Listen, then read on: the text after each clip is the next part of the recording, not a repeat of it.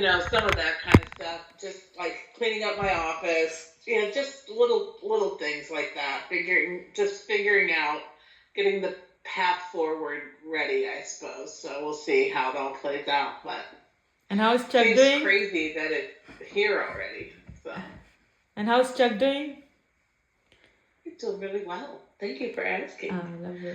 Yeah, thank you. How's Suraj doing? Yeah, he's doing good. Nice. Yeah, I love to hear that. my family was here. Now they are leaving tomorrow. So Oh, yeah. So, that's but always we hard. all had a Well, good time here.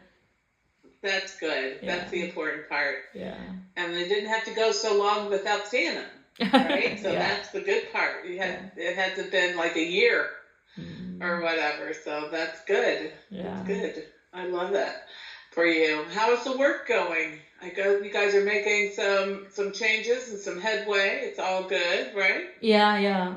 So just to give a quick overview, like what is happening around. So recently we kicked off this new CMDR project that combine mobile device and registration. So that's altogether a different ball game, I would say, because there are a lot of changes coming, like with a lot of cloud enhancement and data migration. So that work is to be led by Square team. Ian will be the tech lead. So because the moment I came, you remember we were talk about and ask about the QA strategy with three QA lead heavy team. So we had done some QA strategy discussions around the work allocation, and then we also wanted to ask Doreen, like, this is a great opportunity whether she wants to stay in Coolity, because I wanted to make sure every new opportunity is being discussed with everyone in team, and if there is a new learning curve to showcase more on the personal development, how people would like to think, because right now I was already in Coolady leadership role and Deepu was already in Square leadership role. So it was like Manas again with Manaswi and Doreen, and then Manaswi told like I'm okay with taking any opportunity maybe in Coolady. So I asked Doreen, like we all discussed like if Doreen is okay to move in Square, what she wants, what are her interest has been. So she was really excited about the CMDR project because the lot of registration thing, I think it will be a great opportunity for her because she never closely worked in a Square, and since we work a little different in Coolity, so I think that kind of QA kind of improvement suggestions she can bring in Square, because I have observed a lot of time that there are few things, like I would say good thing that we are doing in Coolity which was missing in Square, like even in the recent event. So I asked Doreen and she was interested, so we just had this transition few weeks back. But again, this is just a team allocation. As we move along and the work comes, we QA will always be shifting our gears to share that work together. But yeah, No, her I think that's great. I had my meeting with Doreen last week, and she was really excited about, um, the change and stuff. Even though it's not a big change, it's just a little shift, right? just But yeah. it's still good, and I think she was looking forward to that. I know she's also expressed some interest in potentially joining one of the platform teams for UBI. Oh, okay. So I don't know if she's mentioned that to you or not, but apparently some of the folks have talked about it, and word has made it to her. Not exactly sure who has Okay. shared that with her. Okay. Yeah, I did not hear from her for sure. Maybe she was looking for the final updates on that. I I don't don't. think it was anything official. I think it's just that it might be coming, and she had expressed interest to me and maybe wanting to do that. I think that is an interesting. I'm sharing this with you because you may be in a position to be able to help her or influence. Because I think that would be a really good move for Doreen, because Doreen knows UBI. Doreen does not know testing. She does not know IT, right? She knows UBI, and she knows testing because she knows UBI. that's how she got into the QA space, was because of her UBI experience. So when she said that to me, I said, I think that sounds like a really good fit. Oh, really? Because I don't know how well Doreen would enjoy the work. I think she could do the work. I don't know how much she would enjoy the work if we picked her up and moved her off of telematics and put her in claims or put her in quoting, or you know what I mean? I think she really likes the UBI space, and she has so much depth there. Business to be information, able to offer. True. And so anyway, I just wanted somebody else to be aware of that. Okay.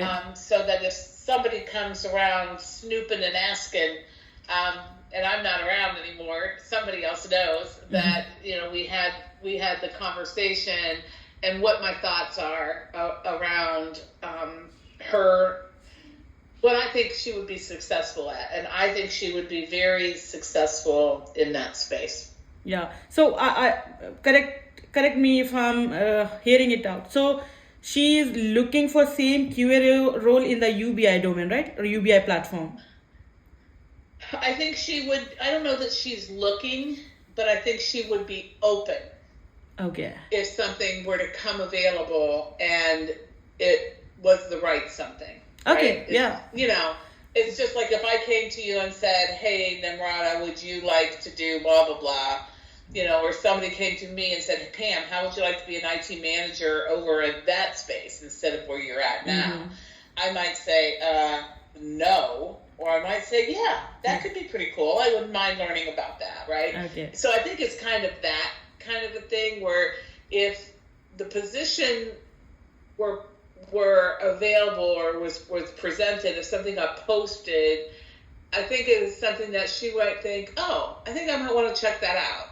But I don't think she's actively asking for it, or is she actively pursuing it? Okay. I think she shared it with me just because we were going through her one-to-one document, and on there it talks about career development, right? And what are you short-term goals, long-term goals, what do you want to do when you grow up? True. So I think that's part of why it became part of our conversation. That's good. Yeah. Yeah, it is good. And I love that she sees her strength in that depth of product knowledge.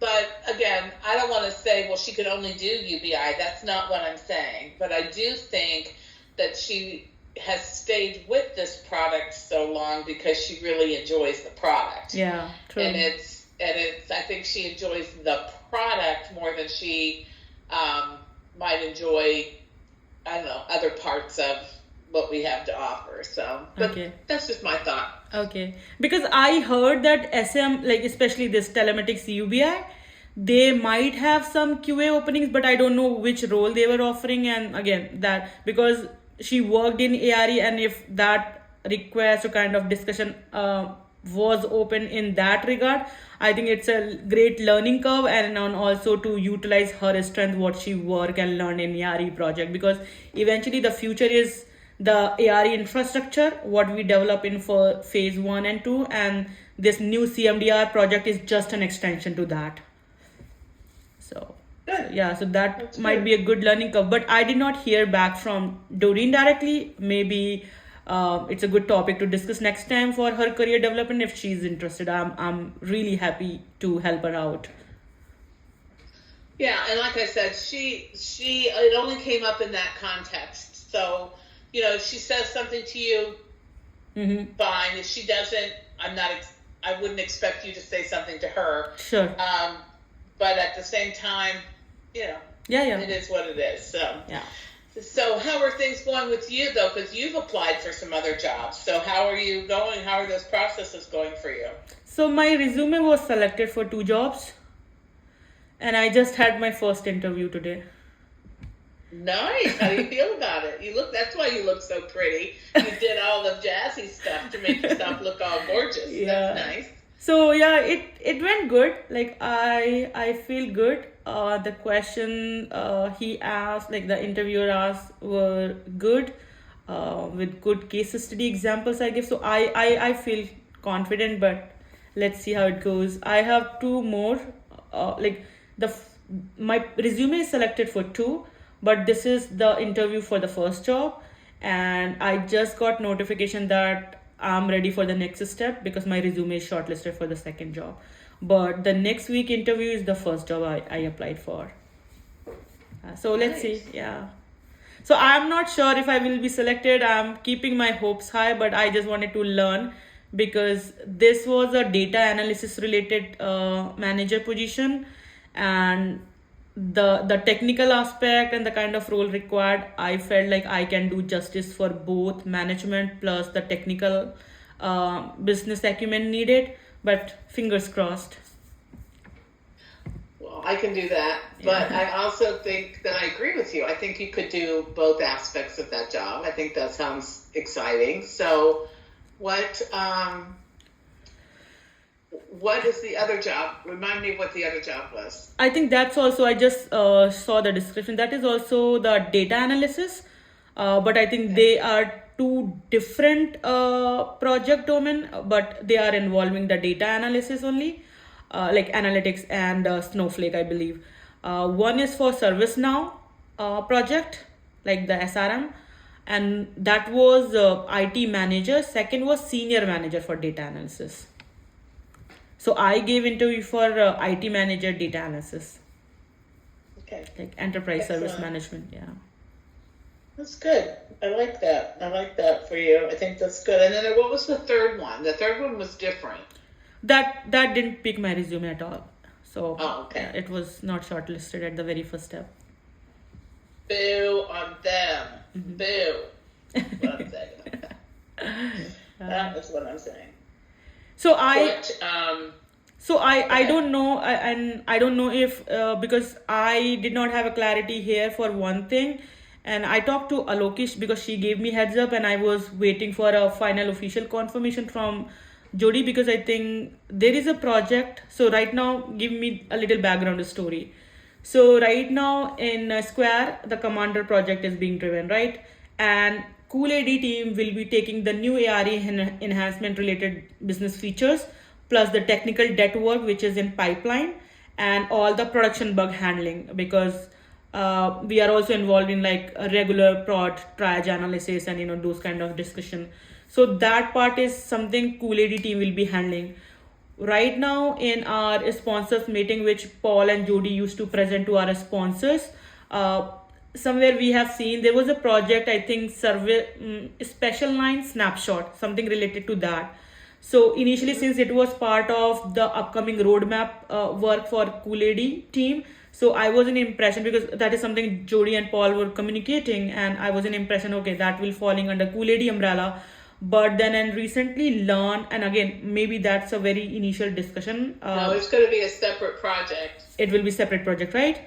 So because of that also I was not sure because if that project is gonna be separate, I think Shrikant already started getting movement to that project as it like just to act Tau. Then Aloki's transition will also be starting slowly as a tech lead. I don't know that core 4 team who will be from QA lead, maybe Manasvi or someone else. I don't really know, or maybe me. But then I just thought ki right now the work and the QA strategy we talk about, considering this separate project effort, maybe me and Manasvi will be shifting to that. That's my assumption because that project will also be requiring the UBI telematics domain knowledge and technical skill set. So that's my assumption. But I did not have a clarity here like what will be the scope for QA lead role there. So that's why I just I haven't heard yet. I just learned today earlier that they are making it a separate project. I learned last Friday. Yeah. But that's when it happened, was on Friday. Yeah. And we got the update today that yes, they're moving forward with it as a separate project. But I don't know. I know they're thinking about moving resources from the current space where you are to this new one, but the current space where you are is ranked higher. It's a higher ranked project than the new project for special lines. Okay. So that's right. There's some tug of war going on of why would we take resources off of a higher ranked project to go to a lower ranked project when the first project isn't done yet? So I don't know where that's going to land. Just know there's still discussion going on about who's going to go from. Yes, they are starting to pull resources, but Because my only concern was here is ARE Coolady team continue the work right now, and we have a lot of things in pipeline, right? And then Commander project is something Square is tackling, but again, it will be the same kind of thing, like because all the flows are interconnected. So when it comes on M&A, integrated testing or backend integration testing and working with vendors, we will all be supporting the way we did in 1x1 and N/N ARE. That's my assumption, considering the workload is anticipated. So if in case me or Manasvi are planned to be moving to that SL project, then I think we would need one ERO QA resource, at least for QA work in Coolady. So if that clarity we would get, we might be, talking about that topic further. But I wanted to understand and learn from you first, like what has been the project scope and kind of roadmap plan. Yeah, I don't know that they have gotten as far as they had hoped to get on knowing that. I could see a couple of arguments, right? They might say, well, we're going to pull somebody really strong and they're going to do more on the special lines project. Could be, yeah. Or we could say we're going to leave the really strong people with the history where they are, and they're going to do more on the existing project, and we're going to put other people, you know what I mean? Which is fine, yeah. Yeah, they may come up with something completely different. I really am not 100% sure which way they're going to go with it, but I will tell you that it has to be decided relatively quickly, because they need to put the core 4 together to get things up and running. Right. So that could impact a test lead, and I think you, Deepu, or Manasvi, any of you could go and do the core 4 role of QA test lead on the new project. If it were me, I would be more concerned to know that this project that is a higher rank and has more complexities in it would have the stronger lead resources, right? Because if you're a strong lead and they give you QAs on your team that aren't as familiar, you can help and support that, as well as support the project work and the planning and that kind of stuff. However, if you're going to something completely new, and while I hear what you're saying and that some of the work is the same work, it's just on a different product, it just might, it might lend itself to more confusion. Now, I could be wrong. I often am. No, I totally. But at the same time, I don't know. I didn't get enough. I may get more. We have a meeting in the morning with Michelle's team, and we do all this. We do staffing stuff, and so I may learn more tomorrow about what they're going to do. But I think there's also, let me see what is on my schedule. Wednesday there's a meeting with the telematics PM team. Okay. They provide us with our feedback and stuff. So that's Wednesday morning. We might get some insight then too. Who knows? But nobody has said anything to me directly about you or Doreen. Okay, sure. So no, that doesn't mean that I can hang up from our conversation today and somebody says, excuse me, do you have a minute? I need to talk to you about this. So, okay. Which could be entirely likely. Or they may decide to wait till next week when I'm not around to fight them, and then they decide they're going to do what they're going to do. So who knows? Yeah, true, yeah. Like I said, like even in the Commander project, like that's a completely separate project, right? And that is being driven by a Square team. But we anyway joined the PI planning for those. Like I joined those as what we were doing in ARE. There were a lot of, in the recent event, I also, because I have worked in Coolady work so much and I know Square work also, but being the SME on the Coolady side, because NBI especially N by N, the major work was done by our team, like those kind of effort.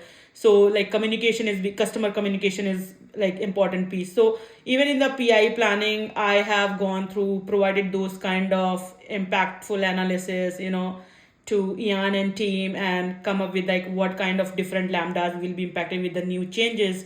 And there were few things not being, I think, earlier anticipated, but that was a good call out from me, and Ian gracefully accepted. So I'm just putting these things like we will still be working in collaboration, that even Coolady team will be handling some other part of the project work and Square, but we are still doing that kind of improvement suggestion and continuous improvement for the process and the quality control.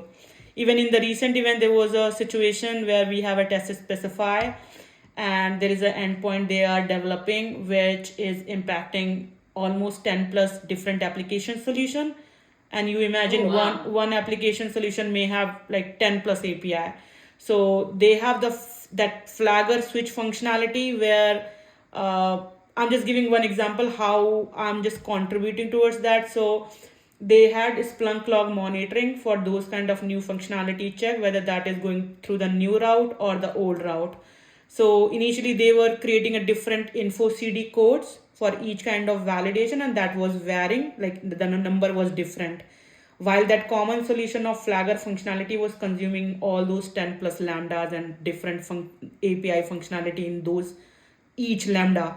And I suggested them, rather than keeping a varied number for common solution and common kind of log, we should have a consistent info CD or info log. So I think that idea was something I proposed, and they immediately, because it not will save the effort of production team, like production support team, but also for QAs, automation and dev team, and it will really be saving a lot of cost, I would say. It will not be that expensive. Yeah, no, that makes a lot of sense. It's all about the efficiencies, right? So that's a good thing. Yeah, it'll be interesting to see what they say. I know as of next week you'll be. Who did I say you guys you're reporting to? Jim. I'm reporting to Jim. Dodi and me. Yeah. Yeah. So Jim is already in the feedback sessions for your project. Okay. So I think that will help, right? So he's familiar with what's going on and what's been heard and said and shared. So I think that's a good thing. And then and he will be able to help influence like outcomes of assignments and things like that. So it seems weird that I have to say that somebody else will do that for you, but that's the way that it is going to be for now. So what else is I was going to ask you. Oh, I saw that you said I'm going to look at your one-to-one document. So thank you for sending that. But I haven't gotten a status update from you. Yeah, I was just updating this week update, and I was supposed to send you by end of today. So probably you might get today or early morning tomorrow.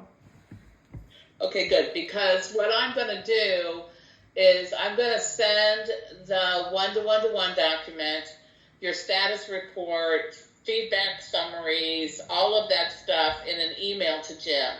It'll just be everything Namrata.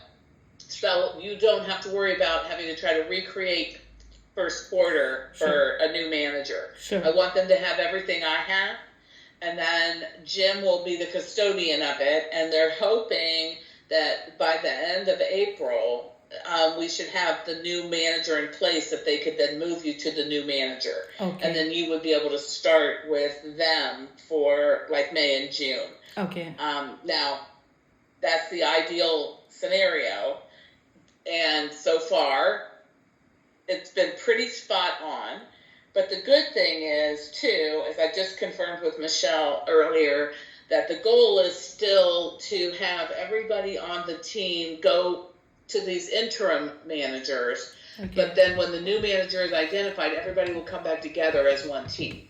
Okay. And that was really important to me because I feel like you guys have really made nice strides in getting to know one another and interact in team meetings and, that kind of stuff. And I wanted to make sure that we still have that that relationship piece there. Especially as you guys are going to be reporting to someone new, you'll all have that shared experience of reporting to a new person. And you'll be able to say, man, I wish Pam would have done it this way. This is great.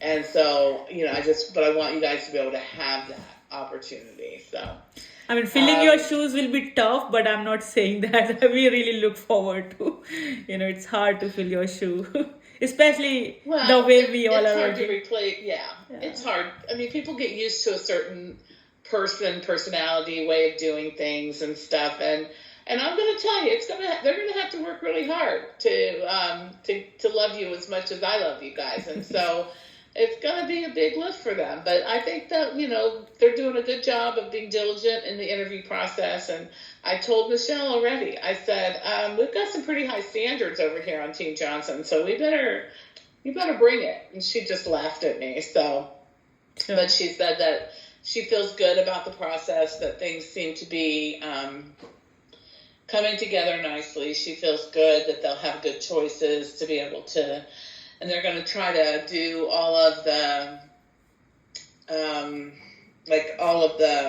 when they go through everything that they've got, they're going to try to get that done the week of the 31st, so next week.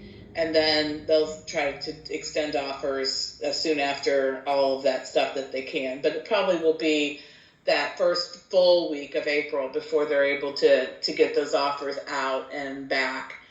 And, no other people are going to take them or whatever. And then they'll start moving forward. So. Okay, cool. So hopefully, and that's hot off the press because I just got that today. So you're the first person I've told. So you are in the know. Okay, cool. I just have few things to seek your guidance and inputs. So first I would like to start, since 2025 is started and we are in the first quarter, and I continue to strive and thrive for this organization and working in this project and trying to, showcase and demonstrate my leadership skill set as part of organizational impact and also the quality control. Do you suggest me something I can, keep pushing towards so that towards the end of my performance, I can do more on the areas where you wanted me to do, apart from whatever I did last year? Yeah, I think the things that I want you to really focus on are the leadership, those bigger organizational leadership kinds of pieces, right? You have so much experience and so much knowledge that I think you have the ability to influence beyond just your project. Okay. You do a great job in your project, but you can do more. And I think that will also help you to reaching your career goals, because when you can show that the things that you work on have this bigger picture impact, that makes you very desirable from a candidate perspective. So going back to that program test lead piece, right? Mm-hmm. Nimrata, I'm going to tell you right now, I feel very confident that I could give you a project of any size. I don't care how big and how complex, and you could do it incredibly well. You could. I have no doubt. Thank you. Thank you so much for that confidence. But we haven't been able to showcase that, right? Because you've been in the trenches in telematics. Now, part of what you've done in telematics has been really great, right? You've taken it places that, hence the performance bonuses and the things like that you've gotten for the impact you've had on your project. But I do think that you have allowed your focus to be on telematics when it should be on telematics, but it could be on other things as well, right? Now, that might mean that you have to let go and let other people do more of the telematics type of stuff, right? It might mean that you're holding other people's foot to the fire just a little more closely, right? You got to get that foot a little closer to that fire and get them to own those pieces so you can do other things. And the program test lead is a big role. It's not a promotion, but it's a big role. And what that shows is that you can handle the bigger scope of things. So the Leah Swider on our team is a program test lead Yeah. for progressive home billing and migration, right? It's a big, messy program. It's messy. Yeah, You're billing working is with always vendors. crazy. Yeah. Yeah. But you're working with vendors and you're working with legacy systems and new systems and people that are not even on our systems and, just all of these kinds of crazy pieces. And you're working with all of these different interfaces. So, for example, Anusha is on her third work stream in that project. That's part of how she got her promotion to lead, right? She started out on the payment integration, and then she went to work on BOP and Flood and led that all pretty much on her own. And now she's moving to corporate treasury, and she's going to be the lead there. So the way a program works, right? So Leah is up here directing traffic for all of the different work streams that go on, and each one of these work streams has a lead, has a test lead. But Leah brings all of those test leads together. She's the one that helps determine the strategy for that whole project and what is going to be owned by whom and when and where those intersections are. I think you would be a rock star in that space. And that's why I feel difficulty, because I'll give you the same example, and that's how I always look forward, because in my previous industry experience, I know here platforms work little differently, because I'll like to give an example. So last in AT&T project, we had this big program of MyTT application, which had billing, had a payment, usages, everything, wireless, internet, different services. And that used to fall under single umbrella of the MyTT application. And I, as a QA manager, used to tackle all those things in all, like we used to work in Agile, which used to have different parts of billing, payment. So that kind of opportunity, I know I am right now in telematics, but I'm also looking for that kind of opportunity, maybe something to showcase, demonstrate my current leadership skill set on that umbrella. I don't know how to look forward for those kind of. That's where I was going with this. Okay. So you're right. That's exactly what I'm talking about. So Lee Rose is the person who she and Brett Cruz have been working on the program test lead development program. Okay. There are regular meetings of people that are able to and interested in being program test leads. Okay. They have those meetings. You and I've talked about that a couple of times, that it's been tough for you with everything that's been going on to be able to get more involved. But Lee Rose is another one who is a great example. She's on the Harmony project. You talk about something that is a hot mess. It's Harmony. It is a hot mess. Okay. It keeps changing. It keeps slipping and sliding, and they keep pushing. Madhu is on there with Lee. Madhu is backing Lee up as the program lead, but Madhu has 3 work streams. Other test leads have 3 work streams. There are tons of work, different work streams that have to be done, because this is corporate and this is HR. So think about, you've got your payroll, you've got your benefits, you've got your timekeeping, you've got your, I don't know, whatever it is, right? Paycheck issuing, all of this stuff, all of these different systems that all are going to be impacted by this HR modernization project that they're calling Harmony. Lee Rose, it's such an oxymoron. Lee Rose is really good. She is really, really good at creating like visuals that can map things. So people that don't know anything about what she's talking about can look at it and have an idea of what she's talking about. You can do stuff like that too, right? I know that you can do that because of the way you help me understand the things that you guys are tackling, right? And if you can make me understand, you got it going on, right? Because I don't know any of this stuff. But that's where I want you to spend time with Lee, with Leah, with Brett, and get in there and start understanding, because what I've done is I've marked you as ready to be a program lead. Okay. I have indicated that. if they come back and say, we're starting this big project, who's ready to be a program lead? You're on the list of people that could do that job and could do it very well. Okay. So for example, it might have been fun had they brought this special lines thing under the current umbrella, right? Maybe that's enough to push that to where what, frankly, in my opinion, you've been doing is a program lead, because you've overseen what Deepu is doing. You've done Square, you've done Kool-Aid, you even worked with the taco team there every now and then, right? And now there would be the special lines team, whatever it is. That's what a program lead does. It takes, and it works with the other leads across the other job families, and it does that. It pulls all of that together. And sometimes there are program leads for the other job families. Sometimes there are not. Depends on how many and how big and how complex. But I will tell you that those big programs, those are ERO programs, right? Those are the projects that the ERO gets. They are the huge enterprise transformational types of programs.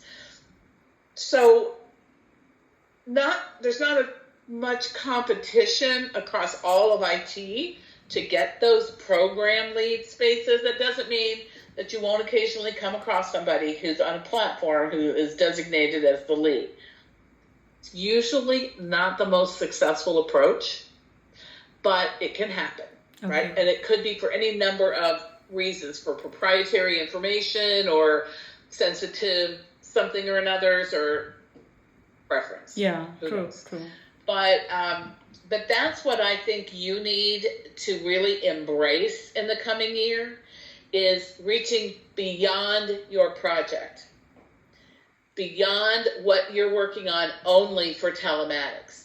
Now, you can leverage what you're doing for telematics to help educate others, to bring others in.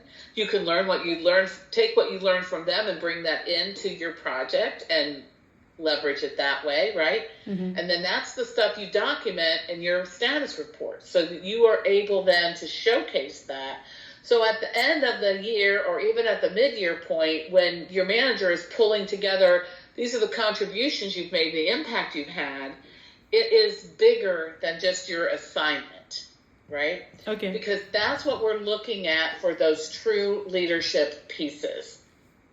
Now, I'm going to say this is how this translates to some of the manager jobs that you have tried to pursue. Okay? As a manager, I don't just work with my team. I work with things at the ERO level. I work with things at the job family level, and I work with things at the IT level. And I've even done some stuff that's corporate, right? That's why I'm saying you need to step outside of your projects. Beyond that. Yeah, okay. Yeah, that makes sense. Because that will also give you really robust examples of how you have impacted the business, the company, the bottom line. Yes, you take the knowledge that you have from everything you've learned from your time on telematics or blah, blah, blah, your time prior to Progressive, you bring that in and show how you've used that to influence. But then you can say, I've also done this for Progressive. I've done more. So the example might be the SEAL training, right? So you've seen those emails come out for all that SEAL training. That is a product of work that the program test lead started 2 years ago. And we were working on role satisfaction and job satisfaction and role succession is what we were looking on. Well, we know we need to look behind us and bring others up, right? We know that we need to bring them along with us. We have that responsibility to share what we know. And the program test lead is as high as it gets in the QA space. Especially in the ERO space, I would say, right? Because that's how I always juggle. Because if you see, like, I don't know if you see the latest IT communication email, especially for telematics program, So 2024 has been a significant year in terms of the telematics platform and telematics product. I think with respect to our accident response expansion work, which we have done so much since 3 years, our market position increased from fourth position to second position. We are just behind State Farm, and the market share is increased from almost 12% to 17%. So that sometimes I feel like the kind of work we as a QA and I as a lead contributing to this platform, like not just a platform but a product altogether, which is like giving so much for progressive, especially 2024. I have heard many times from sponsors, our telematics program managers, like so much work our team is doing, and this has been a very significant progress for us. Like it's not it's a work of so many years, but accident response really brought that kind of leap of faith, like having a huge leap of market share. So I think sometimes being in the same program itself, like just to showcase and demonstrate versus what we are doing on a horizontal level, like the other umbrella you were talking about, that sometimes I juggle, like how I really need to show more, because the kind of leadership role and organizational impact I'm bringing as part of, maybe it's a single project when it comes on paper. Okay, I'm working on a single project from 3 years, but it's a big program where we are contributing so much, and that's the kind. And No, okay, you're on the nose. You've got it on the nose. Your thinking is right, and you have to be able to bring those examples of how your contributions have done that and how it's being measured. But it's also, what have you done for your organization? ERO, ERO, okay. And part of the reason I say it is not to downplay what your contributions are No, as definitely. part of a project team. Yeah. But it's also, that's work that you were assigned. Yeah. You were assigned that job, right? And you've executed it beautifully year over year that you've been there. Nobody is questioning your ability to execute on the work that you are being asked to do. What I'm talking about is the stuff that's more elective, more optional. Yeah, like right? especially for ERO, I would feel like I always look for those opportunity. Maybe this project is keeping too much occupied for us, like that. Like not just single team, it's a complete program, like working with multiple projects from SMs. Like SM also have a lot of small project working, like Taco, UBI connectivity, other stuff which is going in parallel. But I always feel like when it comes on the ERO leadership role, I think I need to expand those wings to cover up more, so that I can show, because I am part of ERO, and that's how you guys also perceive me, that I need to expand my leadership role as part of ERO contribution. So I think and I think that, yes, and I think that's one of the things that the ERO is uniquely positioned to be able to do, right? Because a platform team may not have those program level opportunities that will expand across different domains and across different, you have done a good job with your work. Like you've shown that you can already do that with M&A, the work you've done there, working across the different small teams and projects and platform pieces, right? M&A stands out in my mind because you talked about that so much last year. Yeah. But at the same time, not every, like I just said, not every platform gives somebody an opportunity to do a program. So you are leading from within, right? And that can be some of the hardest things to lead, is when you are leading amongst your peers. And so I think that that's part of where, like going back to the SEAL program, there were 3 phases to the program, test lead development program. I was part of it from the inception, right? One of the things I had was role succession and job satisfaction. Somebody else had R&R, somebody else had training, right? So this program test lead development team also worked on, okay, we need to give our testers, our test leads, every level, we need to give them more training. We need to make people feel more comfortable delivering feedback, taking feedback, right? Which is why that candid conversation session was so important. It's how to give and receive feedback.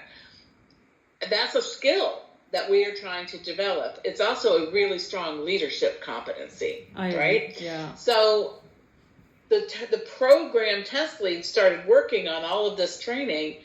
Well, we got some feedback that there were some other job families that also needed some help with that stuff. So it ended up becoming SEALs. And it ended up being for the whole analyst community, not just for the QA job family. Yeah. That's... So now what's happening is they're taking it another step further. So see how something like this grows? So now we're going to extend it to more job families, and we're going to start adding technical stuff in there.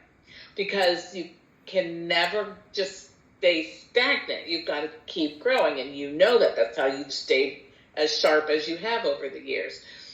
But that is a product of this program test lead effort. Mm-hmm. Well, now how do you get involved with that? Well, you could help facilitate some of the peer conversations afterwards, where you're helping people to have really robust conversations about what they learned in the session, or you're talking through examples of, well, when it didn't really work, or what did I do wrong here because I thought I was doing these things, right? Yep. But someone that is in that leadership space can influence those kinds of takeaways from the training. Yeah. They can also, we've also got a test lead documentation that says, when you go in, here's your test strategy, here's everything you need to ask, here's what you do. There's all kinds of artifacts that this group has put together to try to build consistency, mm-hmm. right? And high quality from program to program to program, so that you don't have to, as a program test lead, go in and reinvent the wheel. And or what if it's your first program test lead assignment and you don't really know where to start? Where to start, yeah. Some of these artifacts are there to help you, and it's been the product of this group of people working together. But when you get to be a program test lead, it's because you are working on the really big stuff. The big stuff that's got lots of moving parts. It's a big investment. It's usually hundreds of thousands of hours. It's just a lot. It's multiple teams, multiple efforts.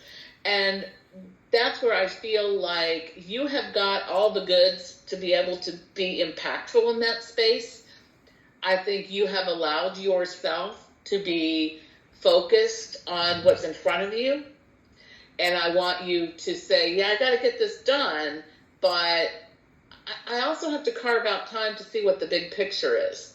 And finding that balance is a leadership quality that I think you could really set a bar for, frankly, because I think you are capable of so much in the space with your background, the technical aptitude you have, your drive for quality, your ability to anticipate risk, all of those things, right? You are really good at your day job, but it's only part of what, as a leader, we're going to want to see you do.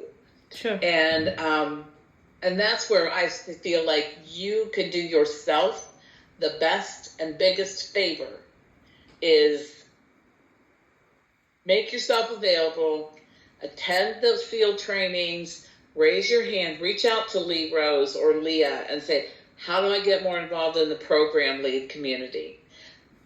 And they will help you. They will bring you along because there's just not enough of them that can handle some of it. They are mentors, right? They take on people that they don't work with on their projects.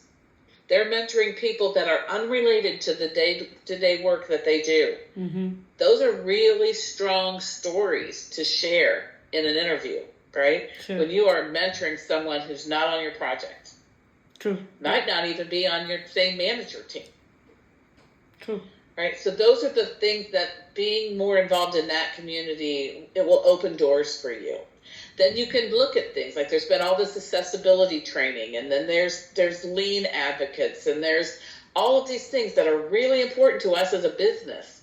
They're also really important to us as an organization to make sure we get it right. I agree. For accessibility, I actually, when I attended the first few calls, because I have been the accessibility SME in my past experience, that was also very interesting area for me. Like I'm always passionate about. So I was talking to a few people, like if I can be part of that kind of community. So I think that will also something I will like to start and contribute towards. But yeah, Yeah, I yeah, think that's a great. I think it's a great starting place for you, right? Because it builds on what you've done, so you'll yeah. bring fresh and new perspective in, Can revive my right? It's knowledge like, hey, also. Yeah, yeah, yeah. yeah. So I think that will be. I think that would be really good. I think personally, I think you can be whatever you want to be. Thank you. I do. Yeah, I do. I admire you so very, very much.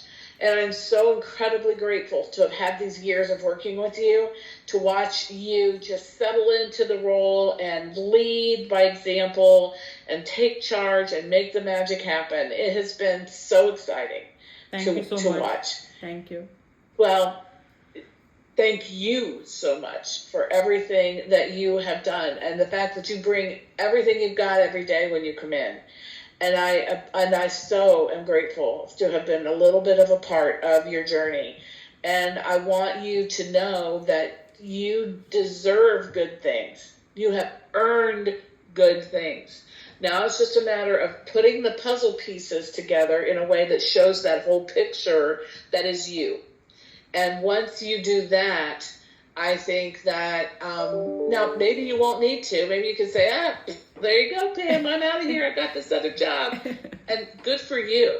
But I still think that those are concepts that you can take in as you step into a leadership role, and others like you are going to say, what can I do? Now you have a story. You have some experience there, some examples that you can share of these are some of the things that you need to do. And I'm going to tell you, this conversation you and I are having is no different than the conversations I might have had 5 or 6 or 10 years ago. Because as a leader, those are the conversations I need to have. It's more than just what did you do for me today? Yeah. It's how are you impacting the business? How are you thinking strategically?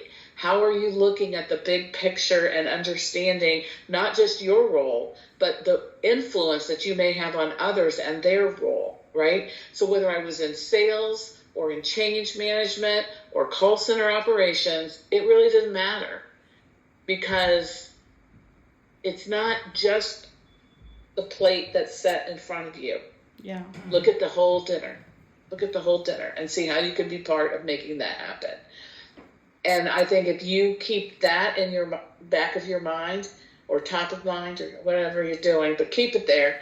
And then I think as you weigh opportunities as they come, you're going to be able to make really qualified decisions that are going to showcase your strengths, your appetite for growing in the whatever direction that might be. And you'll also be able to leave your fingerprints all over things.